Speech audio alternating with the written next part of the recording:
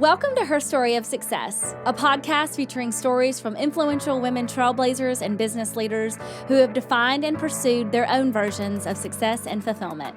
I'm Leah Glover-Hayes, your host and CEO of Her Story of Success, Women's Business and Media Collective. Today, I'm interviewing Alexis Isham of the jewelry brand Resera, which used to be Unlocked. And if you've listened to our 100th episode of the panel discussion from International Women's Day, then you have already met Alexis. She was one of our awesome panelists. So her story was so amazing and powerful that I wanted to take a deeper dive into it with you today. Alexis is the co-founder and co-president of Resera, which used to be Unlocked, an ethical jewelry brand that employs and empowers women survivors overcoming homelessness, domestic violence, incarceration, and forced relocation. An Ingram Scholar alumna, Alexis graduated from Vanderbilt University in 2018 with a bachelor's in human and organizational development and a minor in economics. Prior to studying at Vanderbilt, Alexis spent a year working at 5 different nonprofit internships in 5 different countries, learning more about poverty through the eyes of those experiencing it. Alexis is focused on using her leadership to increase opportunity and elevate the voices of marginalized women, creating pathways for sustainable change.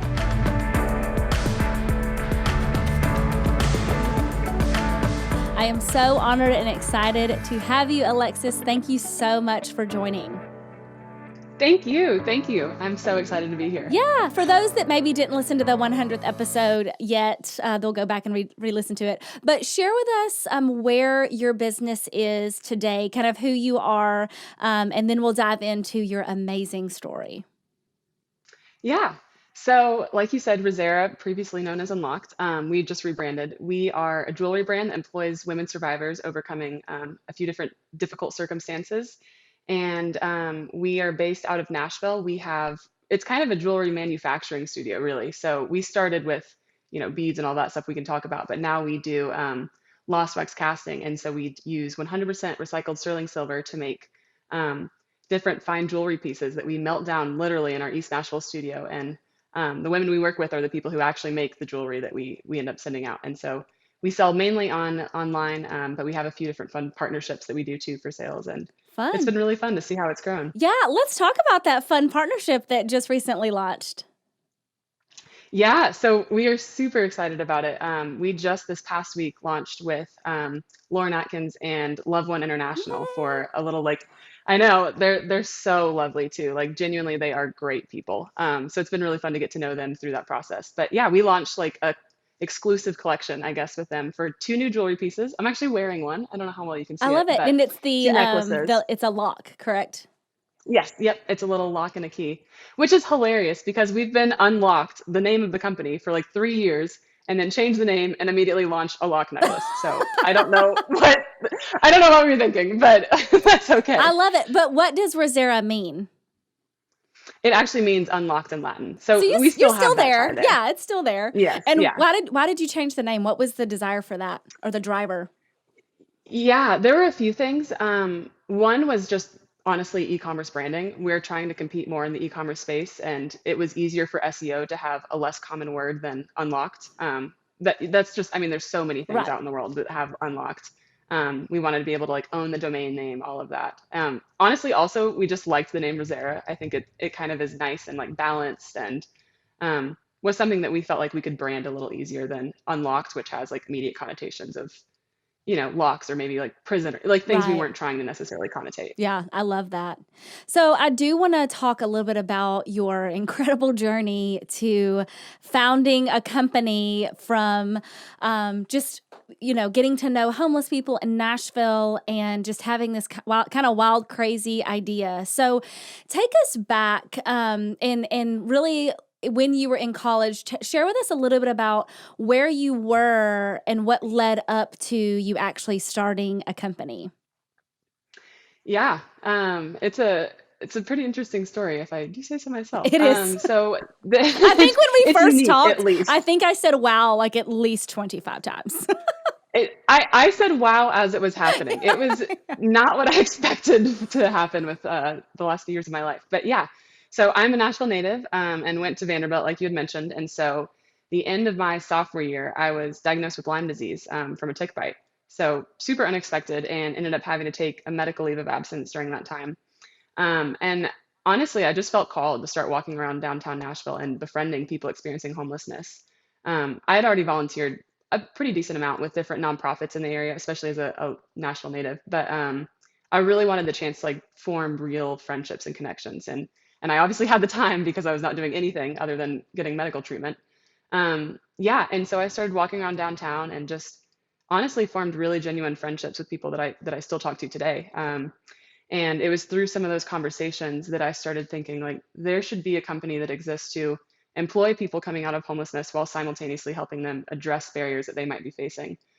Because a lot of the stories I was hearing were really talking about like how hard it is to try and create stability whenever there's so many different things coming from different angles, and you know, like you can't feel like you can keep a hold on it. Anyway, so I was just like thinking about that, kind of musing, and went to visit Vanderbilt to see some old friends and got locked out of my car.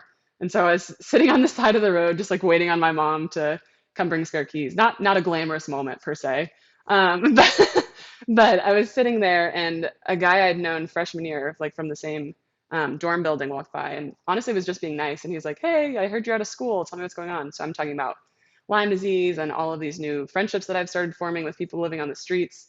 And we just start talking, and we're like, we're going to start this company. We'll start meeting up once a week and talk about what it'll look like. And we kind of just committed in that moment to doing that. And so I was still out of school at the time, but we started meeting up once a week and talking about it. And then Where was so when you started meeting up, when you say you were going to start a company, what was your vision? Like, what was it that you saw that you wanted to do? What were you trying to achieve with this yeah, company? And why did you do a company and not a nonprofit? Thank you, by the way. yeah, Let's talk about that. yeah. We've gotten that question a lot, honestly, and there's a few things. It's kind of funny what we were originally planning because we have no background in jewelry. I'll just be totally honest, and really no background in design either. So we kind of had no business trying to do that. But we started thinking about like things that would be high labor that we would be able to do profitably. So we were thinking like lawn care or like all of these like super different companies, and decided with we actually entered a pitch contest. That's the like longer version, but we entered a pitch contest at Vanderbilt, and one of the advisors, it was like a week long thing, and one of the advisors told us we needed to do a consumer good, if we wanted to win this pitch contest, because it'd be easier to like explain how we would do it. And so we went with jewelry and ended up winning the pitch contest, and then just kind of stuck with jewelry, and we were like, okay, we'll just do Oh, jewelry. wow. So from you getting locked out of your car to a Yeah. guy that you knew stopping and saying, "Hey, what's going on?" You having a conversation, and then you sat down and said, "Hey, I kind of want to think about starting a company." Well, did you already know that you wanted to start a company, or is it more of getting ideas out there just for this pitch competition? Like, what was that like? Yeah, I absolutely not is the answer to wanting to start a business. Absolutely not. Yeah, I had traveled a lot before college, actually, like you had mentioned, and I really wanted to after graduation, which at that point I was a sophomore. So I mean, that was long down the line, Right. but I was thinking I would go live abroad, do whatever, not run something in Nashville for sure. Um, when, whenever we were talking about it, when I was locked out of my car, at that point we were talking about it without the pitch contest came only because we had started meeting once a week. So, Okay. Gotcha. um, so we entered the pitch contest after, but yeah, talking about starting the business, honestly, I think in the beginning was kind of theoretical for me. I wanted to play it out because it was something that I was focusing on so much during my time outside of school that I wanted to try and think of a solution. Not that there's an easy fix, and I knew that even then, but Right. and I think I know even more now. But but yeah, we started talking about it kind of theoretically, and then did this pitch contest, kept meeting about it, and became more and more concrete until we were like, okay, actually, kind of hit an inflection point of, are we going to do this after we graduate? By this point, we're juniors, and it's kind of time to get real about it. Yeah. And we're like, are we going to do this, or should we start applying to jobs like everybody else? And so I started fasting and praying about it, and was seeking an answer, I guess, one way or the other. Yeah. And I didn't want to do anything dramatic without knowing what was going on. Yeah. And so during that time of discernment for me, one of my good friends called, and his name was Ray, and he had actually been homeless most of his life. And we had met years and years prior, before the Lyme disease, before all of that, and just kind of had been like adopted grandpa granddaughter relationship. I had met him when I was volunteering one So day. sweet. Um, but yeah, so we met up, and anyway, I'm in this period of discernment, and he calls me, and Ray says, Alexis, you need to come to the hospital. I'm dying. Um, And so I go and we have just this amazing conversation about his life and what it had meant to him. And as I was getting up, it'd been hours. And at the end of that conversation, he's like, actually, I had one more thing. I have a storage unit, and in that unit, I have a duffel bag of money. And whenever I pass, I want you to have it. And so, in this honestly very unexpected turn of events, a man who literally didn't even own a mattress became the primary investor, so to speak, in what would become a company to employ other people coming out of homelessness. That is just one Um, of those things that there's going to be a movie about this. Like at some point, there's going to be a movie. And when I would people be are honored. watching this movie and they're like, there is no way that a homeless person that didn't own a mattress would have a duffel bag of money in a storage unit and give to someone that, I mean, you went to Vanderbilt. It's not like you didn't have some sort of means, right? Like Right, or right. family or something. And I love that he ended up becoming your first, we'll say air quotes, an investor in when you were seeking an answer. And I just Yeah. think that, for the woman listening, that there's something on your heart, you want to do it. And when I think about your story is how many people have started consumer good products, Hmm. right? It's so hard to be a business owner. Like Yeah. so Yeah. hard. And when you have all these things, I think sometimes the thing that I love about your story is that you really did it. This is what it looks like to take one step at a time. This is what it Mm. looks like to stop and to process and say, where am I today? What am I trying to do? And keeping the core of your mission like at the center Mhm. of everything. And not taking a Yeah. step until you see the next answer. So I'm sure, like, okay, this man, Ray tells you, I have a bag of money in a storage unit. You kind of can't say no. You can't step Right. back at that point because you're like, well, I've Right. been seeking, this is my answer, I'm moving forward. So Hmm. so let's go from there to like you guys have started your company. What was that little bit of like process of what were the next steps after that? How did that get going? Yeah. I mean, again, it's kind of like the sitting on the side of the road thing. Like it makes for a good story, but it wasn't like amazing or, anything Right. glorious at the It's not time. like it was $300,000 that he just like dropped in Yeah, there. I Yeah. mean, literally, it was a few $1,000s, and we gave half of it to one of his other best friends who had been homeless, who actually is now a medical assistant. So that's kind of a beautiful story too. Yeah. Yeah, he used the money to go to college. But I anyway, love it. Oh my gosh. isn't that That's like the crazy? I mission know. of what you're doing The already gift before that you keeps even on get giving, started. truly. I love it. Yeah, yeah. But yeah, so when we first started, Corbin and I were like, okay, let's just start with the basics. Again, we had no background in jewelry, so it's not like we, like bring on this big VC team and like, okay, we're doing all these things. We started very humbly. So we literally went to Home Depot and bought some copper wires that were not meant to be used for jewelry. And we're like, let's see if we can like hammer these out and turn it into something people would wear. And the answer is no. We sold like maybe five to my mom and my best friends. And then we were like, okay, not that. And we just kept iterating and iterating. We tried beads and did that for a little bit. We yeah, we tried all sorts of things. And then when we finally graduated, this was a lot of experimentation while we were still seniors. And when we finally graduated, we still didn't really know what we were doing, but we were really committed, despite that. And so we moved into our studio, I guess, into Corbin's bedroom. And he had roommates. So it was a whole hectic situation. And by that point, we had already hired two women to work with us that we had met through kind of randomly. I mean, in the beginning, it was really me just like meeting people and being like, "Hey, do you want a job?" Like there was no, recruitment funnel or anything like that. Obviously, now we work with nonprofits and caseworkers, but yeah, and we would all get into his bedroom and try and make beads and things like that, and then go to events and sell them.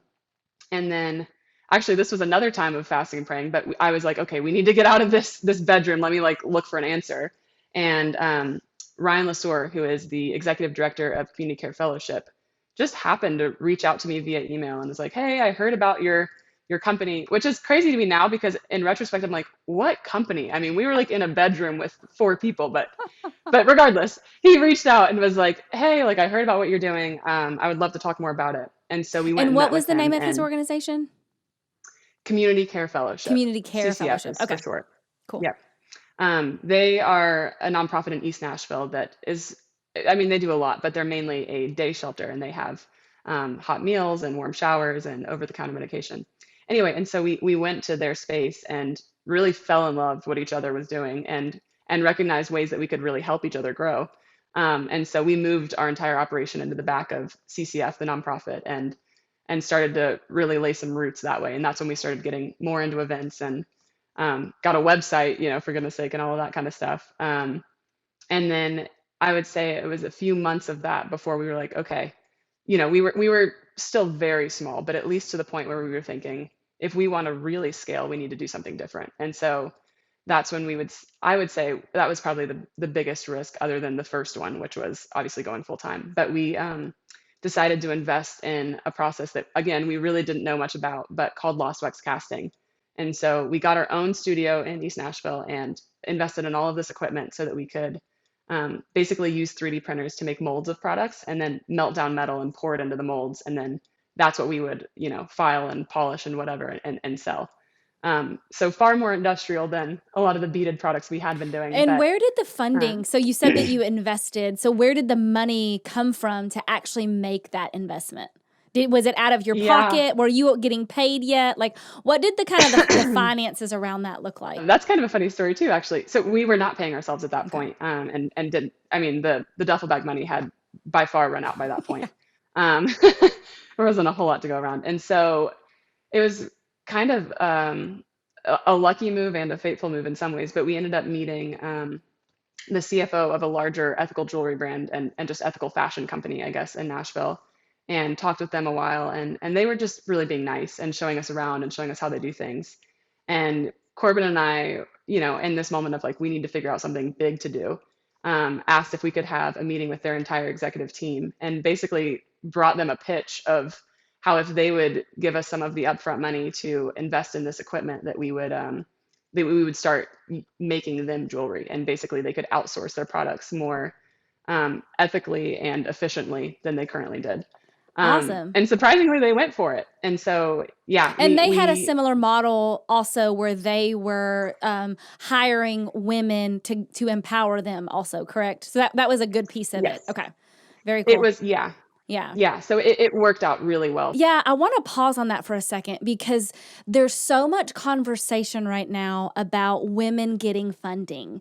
And something that my Mm, business partner, Melissa Aldridge, she is in finance with Village Capital, which is a like mm, global VC group. She's so passionate about saying, hey, it's not just VC money or bank funding. Like you can mhm. get creative. And I love that you got really creative and said, hey, what if we partner with another company in our industry that aligns with our mission and we ask them for an upfront cost, like to an upfront investment, and then we that continue to partner with them. So I want the person listening to be like, you can get creative on people investing into you, into your company, into your business that may not already exist today or may not be like a checkbox of are you getting VC money? Are you getting a bank loan? So I just say, hey, way to way to work smarter and figure that out, Thank you. And so okay, you've Thank you. you've taken the big risk of, actually going full time, not paying yourself, and then Hmm. this was a big risk asking somebody to invest into you because now you have to deliver. So let's talk about like, Right, I already right. know that there was a big challenge. Let's talk about the challenge that happened once you start making the jewelry, right? Like you get this in and you start making it. What was the Yeah. realization that you and Corbin had around that? Yeah, yeah. So we, like you said, we got this pretty large PO, by far the biggest thing we'd ever done. And then bought the equipment and we were like, okay, now we have to learn how to do this process so we can deliver what they've asked for. And it was, to be frank, it was horrible. It was so hard. We had no idea what we were doing. We didn't have all of the right equipment, none of the right training, all of that.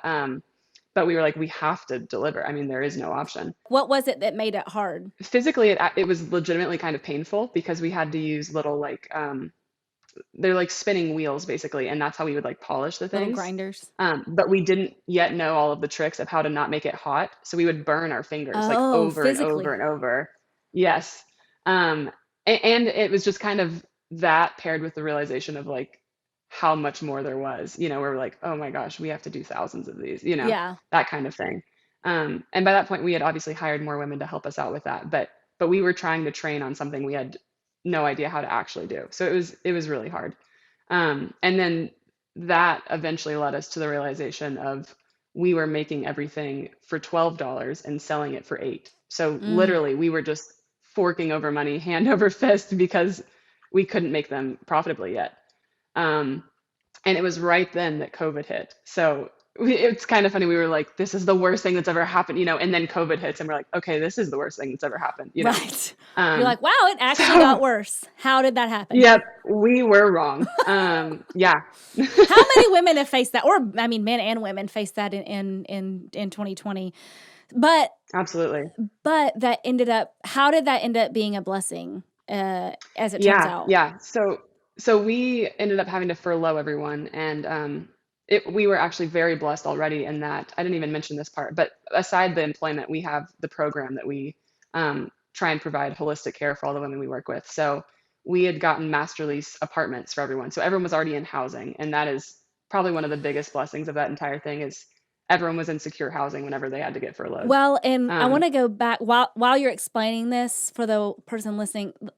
One of the things you said when you were really passionate about helping people get jobs that were homeless, but you also said it's about all the other barriers that surround someone that's homeless, not just getting them a job, but all the other things. So totally. you are giving them jobs, but you're also what all did you provide in that? So you housing, what all did that look like? What barriers were you trying to address for them?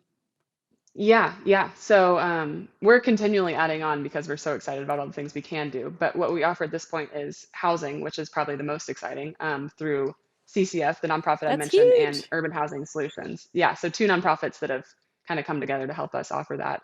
And then we have a career counselor who comes on a regular basis and meets with everyone to go over, in the beginning, very like foundational, but career goals and the different skills that they need to achieve, and then eventually helping them apply for other jobs.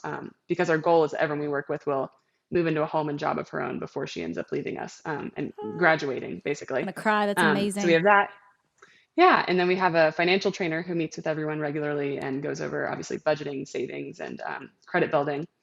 And we make sure everyone is in regular therapy, and we have a few like nonprofit resources to make sure they can get that for free.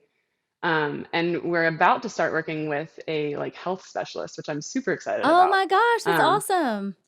yeah, that was something that I had been wanting to do for a while because I know how much health, especially with all of my health troubles that I had earlier, I know Right. how much health can affect all aspects of your life. So Yeah. I'm really excited to start working with her. So Um, I am so impressed that you literally from a moment in your life you had this desire to help. And a few short years later, because I'm sure that, right, even in this moment, I mean, you and I are talking like on a Saturday because you've been just so crazy busy. But I just want to honor you for a moment, be like, Alexis, you had a vision a few years ago, and step by step, not just made that happen, because I know that you're going to give credit to a lot of other people, and they did. But the important part of that is you never had an ego and you understood that you were one piece of this larger vision. And I love that Corbin, all you did was share your vision and then you allowed other people to say, oh my gosh, what if we did this? Like you didn't say, this is my vision, it's going to be my way, and this is the way that we're doing it. I do want to talk a little bit about what did the process of partnering with people, what did it look like with Corbin when you said, okay, I want to start offering, housing and all these things. I do want to talk about how you developed those partnerships and made it happen so that have a for-profit company, you're mhm. hiring people, you're getting all of these things. You can't do that by yourself, right? And so I think Yeah. one of the things I'm really passionate about is you can't do anything all by yourself. So I'd love Mhm. for you to kind of to teach us a little bit of like how did that look like to really build that team around you of making this thing happen in such a short amount of time. This is like only a few Yeah. years. I mean, what you've accomplished could take people, 20 years to do, right? Thank you. Thank you so much. I really, really appreciate that. Yeah, and there really are. You said I was going to do this, but there really are so many people that have helped and have done so much, and so I don't feel like I can really take credit. I yeah, I mean, it's been really incredible to see how things have worked together. But as far as building some of those partnerships, this is rooted in some of that larger philosophy of just caring for other people and basically asking other people what they need and then helping them find that, as opposed to telling them what they need and then like kind of giving it to them even if they didn't ask for it, that kind Ooh, of thing. where So real quick, where did that come from? Because I feel like that reminds me of the book When Helping Hurts. that is one of my favorite books. That's so funny that you say that. I love that book. Yes.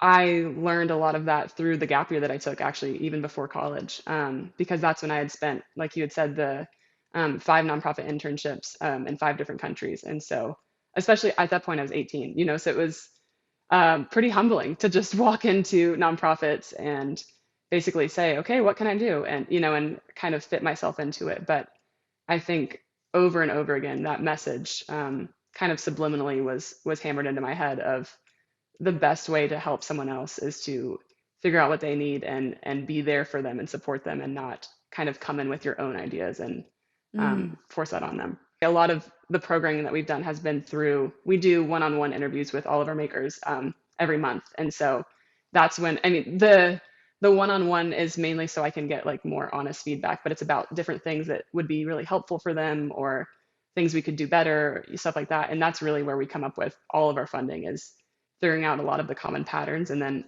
how can we help make that, more accessible. What does that partnership look like with the nonprofits that they're serving the people? Like, are you donating money through your company to these nonprofits, or what does that look like? Yeah, so it kind of depends based on the service. For the financial training and the career counseling, that we actually just fund completely out of profit. Wow. So we're really thankful to be able to do that. And I mean, it's truly not to like plug the company, but it truly is only because people buy things that we can do that. Yeah. So Um, that would be and like a normal company providing like benefits to their employees, correct? So that's how you're yes, looking at that. exactly. Okay, perfect. Hmm. I'm just Hmm. always looking in like the either like the human resources or the operational, like what does that look like? Yes. Okay, so those are the things that you're paying like this is a benefit as an employee. Okay, cool. Yes. Yep. And then the housing, that's mainly through Community Care Fellowship. So they have been just since we first met them, like I told you in the back of their nonprofit, they have been so gracious with us. So they have a grant that they've been working off of that helps provide housing subsidies for everyone that we work with. So whenever someone moves in, we get their first month completely free through CCF, and then after that, they pay a third of their income. And so they start generally people who are moving into our housing start at 3 days a week, and then after about a month, move to 4 days a week, and then full time. And so by the time they're at full time, which is usually 2 to 3 months into their time at Resera, that's when they're paying full rent for sure. Usually by month 2, they're already paying full rent. So it ends up being less of an expense than it would be if obviously if we were paying full rent the whole time. It kind of was structured to be a scale up so that um, obviously it would decrease the amount needed and also would help create those rhythms so that after our makers graduate and leave, they're already in the rhythm of paying full rent and that's not like a huge drop off for them. That's so huge that you talk about that. Back to like the when the helping hurts. It's you're giving someone an actual job, so they're making money. But then I think that, and I love that you used rhythm. I think about like when someone lives with their parents, then goes off for their first time, how great it is for the parents that already made them pay rent so that you get used to that. You know what I mean? I mean, a lot of us that are entrepreneurs or successful, had jobs when we were in high school. And you know what I mean? Like I paid for my own phone, I paid for my own car, I paid for my own insurance. So when I left and I lived on my own, I didn't struggle like some of my friends did because I had already been in that rhythm of paying for myself, right? And it's like, I mean, my parents didn't have money, but like, gosh, what a blessing that was for me. So when I didn't live with them, I feel like I had a leg up because I had that. So for them, I think about, gosh, how great it is for them to also have the ability to be proud of themselves, to be like, I am paying my own rent. Like at least a portion of it, I am making my own money. I'm able to provide for myself, right? And I'm able to Yeah. like, I don't know, go buy a cheeseburger when I want one, or a candy bar, or something completely Exactly. frivolous that all of us do. I love that. So Yeah. what are some of the success stories that you've seen of your makers? Like, what are some of the things that light Uh-huh. you up, that when you have your worst days, that you can like think about this story of a maker to be like, this is what holds me down? Yeah, yeah, that's a really fun question. Um, so there's one that I've told a few times that I think is really fun, but one of our very first makers was named Gwen. And she was with us in the like making beaded things in the bedroom kind of moments. Like she Yeah. was really an OG maker. And but by the time that we were working in the back of CCF, we had started talking with her, and we hadn't even built out all of our programming yet, but she was already in the housing that we had through CCF. And we started talking with her about what graduation would look like. And since I had first ever even met her, she had said that she really wanted to go into pre-K and be a pre-K teacher. And so, as fate would happen, I guess, CCF ended up opening their own pre-K. And so they gave Gwen an interview, and she ended up getting hired there. I am And gonna so cry. isn't that That is crazy? so beautiful. So we left CCF Ah, and she stayed and is now their pre-K teacher. And she's been there for, gosh, probably a year at this point and is thriving. I mean, oh, truly I thriving. cannot. So Oh, how blessed are those children that get to have I her as know. their Oh teacher? my goodness. Oh my gosh. She is, she is just radiant. I wish you could meet her. She is so fun. She's That's perfect for awesome. that role. Yeah, that's But so yeah, fun. we hired another maker who I'll just refer to as AZ. But she came to us through a domestic violence sanctuary. And when we met her was super, super kind, but just, I think just going through a lot and kind of timid and just, I mean, yeah, trying to be defensive, I guess, and protect herself because Yeah, that's what she had learned to do. understandably. Yeah. And so she's been working with us for a few months now and is an incredible worker, like always on time, always engaged, super excited about it, like really just gets things done and has been, I would refer to it as like blossoming, honestly. Like she just has kind of come alive and she's um, just so much more confident, I feel like now than when we first met her. And she's talked a lot about that and has kind of taken on a leadership role at Unlocked and or at Resera. And she is actually graduating next week. And so she is transferring the lease she has into her own name and is actually staying with Resera and she's going to be our product development specialist. So she's just moving into a staff role. Oh my gosh, that's Um, beautiful. yeah, so we are super, super excited about that. And that's the first maker that we've hired into a staff role. So I'm really excited to see Wow. just the ways that we continue growing and being able to do that. But I think it's going to be really, really fun and hopefully kind of encouraging to the other makers we have about the different ways that you can, I guess, choose to follow your goals and your passions. I love that. I want to talk a little bit about mentorship because that's something that's super important to me. I love that I get this sense that mentorship is really important to you because Mm. it sounds like what you're providing for the people, the financial courses and the therapy and all of that. I think all of that plays into mentorship because mentorship to Mm. me is really just getting access to learn what you need for yourself to move forward in your life, right? And Mm. so I would love to know, obviously you've had a heart for helping for years, like literally since you were a child. Who or what was the mentorship in your life that helped you Mm. on this path of putting action behind your desires from a young age? That is a really good question. I feel like it's so cheesy to say, but I think one of them really is my mom. That's not cheesy, it's She, beautiful. I mean, I feel like everyone talks about their mom, but she's amazing, so I should talk about her. Yeah. Yeah, I mean, even when I was really young, I remember my mom was someone that was just so compassionate and empathetic, and um, every few months, I feel like we would do like secret acts of kindness, and she would like kind of take me on these things with her, and we would like I remember once one of my best friends was her mom, I guess, was really struggling financially. And we ended up giving them money like anonymously. We like found like a coworker and gave them a check, something like that. But I just and never told them, literally ever. And like they probably still don't know. But I just remember like my mom was always doing things like that. And we would like go do Christmas carols with kids in the hospitals. Like she was just very um, outwardly like loving towards both people that she knew really well and strangers. And I think that's where I got the idea that like if you care about people, you should show it, and you should do things to be that way. Yeah. I love that. Well, obviously, you're doing a lot of mentorship through your own company and work.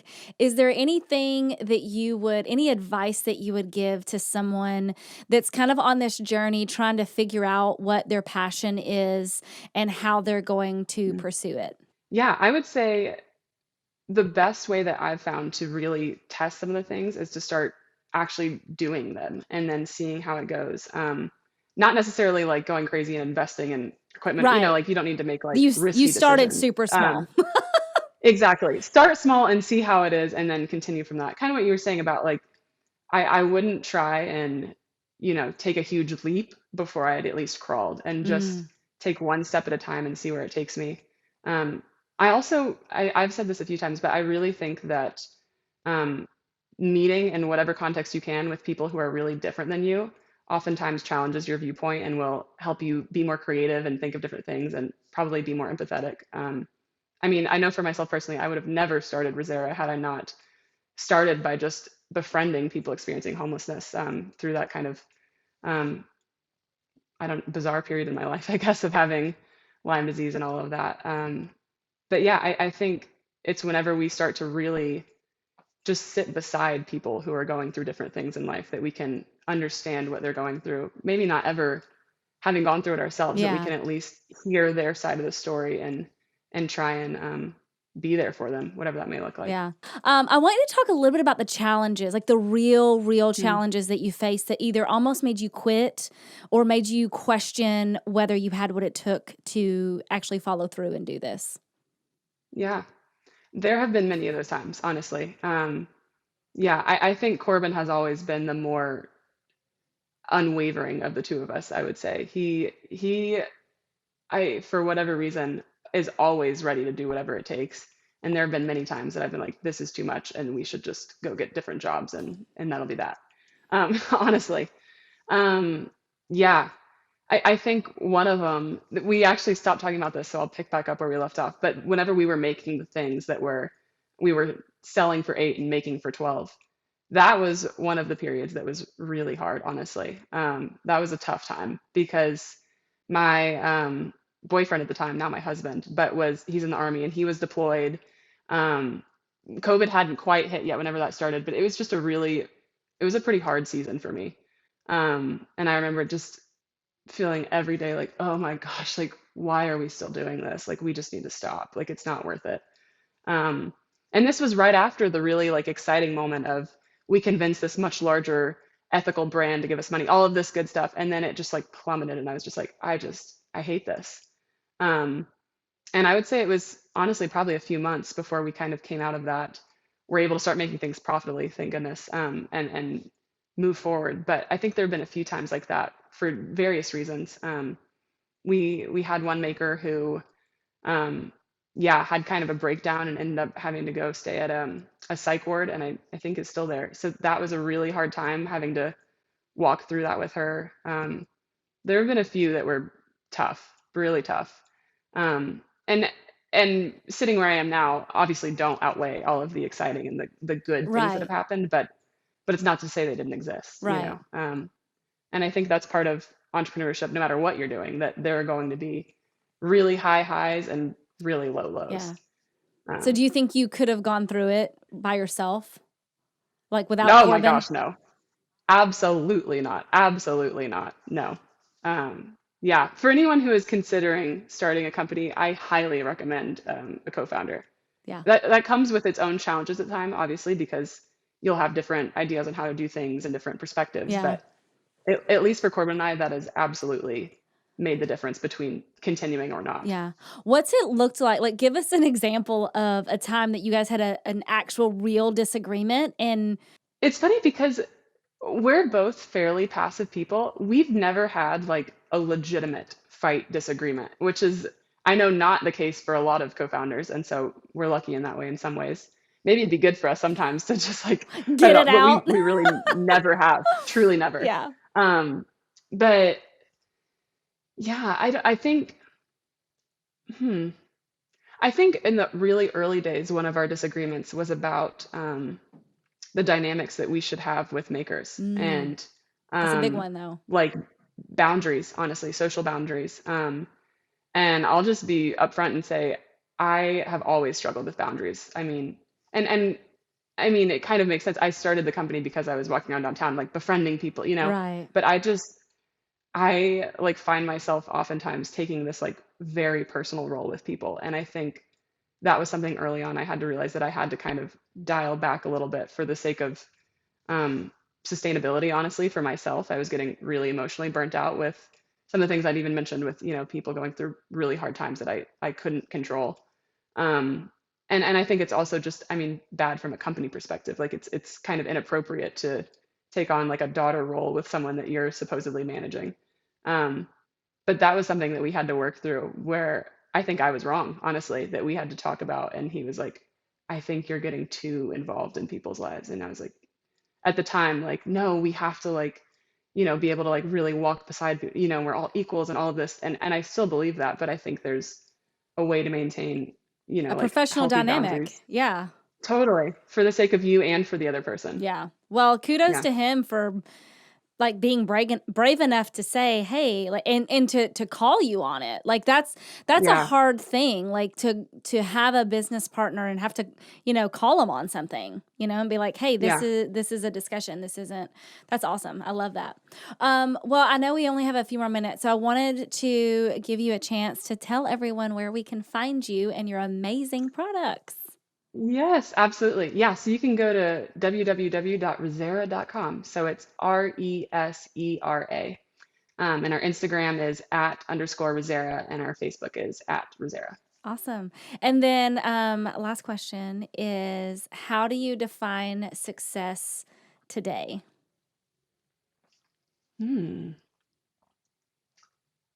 That is a good question because I have been reflecting on this recently to be pretty vulnerable. I think my husband and I were talking about this recently, but I think with every step of growth for Resera, I've realized that the things I was like, if we get to this point, then I'll be like, we have made it, and all these things. And like honestly, even launching with Lauren Atkins this past week, when I first started, I would have been like, that will be when we're like a big company, whatever. And it's kind of this like false summit that you keep putting on yourself where you're like, after this, we've made it. Yeah. And like, I mean, it's totally accurate. Like you're doing this hike and you like see the top and you're like, okay, when I get to that, we're good. And then I'll like chill and I made it. And then you get there and you're like, oh my gosh, I was wrong. It's one more, like, and you keep doing that. And I think that I've had to check myself a few times and recognize like the reality of the false summit is that success is how you define it in that moment, and it's not this thing that you're going to hit and then be like, okay, now I'm done. Yeah. um You're never done. yeah. But if you can't And I don't celebrate it during it, then to your totally. point, you're never going to get to enjoy the joy of what you're Exactly. doing, right? Exactly. Yeah, I mean, honestly, now I define success pretty like tangibly. I feel, I mean, candidly, I feel more successful, I guess, about the culture we have at Resera than I do about like the partnerships or the revenue that we're pulling in. Like I feel really proud, honestly, about the amazing women that we have and like the ways that we interact. And I mean, they're all really good friends, and we like, do things for people's birthdays and their kids. Like that's what I'm proud of. Yeah. So, and I think that that's been healthy for me too, where it's something that I can like be a part of and not feel like there's something that I'm like on the horizon. Like I can kind of enjoy it as I'm still working for it. Yes. Oh my gosh, that's going to be you can enjoy it while you're still working on it. I think that's so vital. And I know I listen to Yeah. like Gary Vee, and he's always talking about like, you have to enjoy the grind. And Yeah. I'm like, I don't love that term, but to your point, like Yeah. you really do have to find a way to enjoy it while you're doing it. And if you're not enjoying it or can't find the way that you're enjoying it, then that means maybe it's a different season for you, right? Like maybe you need Yeah. to look at like, am I doing the right thing, or, you know. Totally. how do I pivot or shift, right? So Totally. I What can I do to love make that that? you took one of what could have been the worst moments of your life or seasons, Mhm. right? Like you Yeah. really took this really hard season not being able to go to school. I'm sure you had a ton of friends that you were like, "Oh my God, I'm not going to graduate with my class." And instead Yeah. of sulking, you went out and said, I mean, even for your mental capacity of like, I need to go out and be Hmm. in the community and see what's going on. And then now you have this beautiful business that's literally changing the lives of women here and now around the world when you're partnering with these other sustainable brands and nonprofits. Like, I hope you do get to stop and allow yourself to feel the weight of this beautiful thing that you've created, that literally you, Alexis, you are changing the world for women here and globally. Like, that's Hmm. amazing. Thank you. That's truly Thank you. like you're doing God's work. you know? Thank So I'm you. just I'm proud to know Thank you you, so and much. I'm inspired by you. I am also not comparing myself to you though, because you're doing what you are called to do.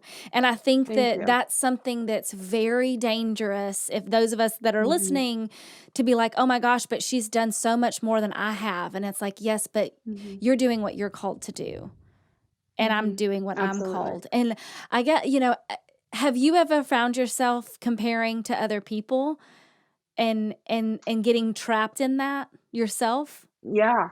Yeah. I think there have definitely been times in my life, especially from a work stance. I think less so from a personal stance, but more from like where the business is, where the Mm. business should be, and almost like creating check marks of like, are we like at this business's level or are we at this, Ooh, and like kind of yeah. creating like this like hierarchy in my mind of what kind of back to the fall summit, but like what success will look like. And if we're, at this company's level, then we're like at successful, Yeah. Um, and I think there's really no value in that.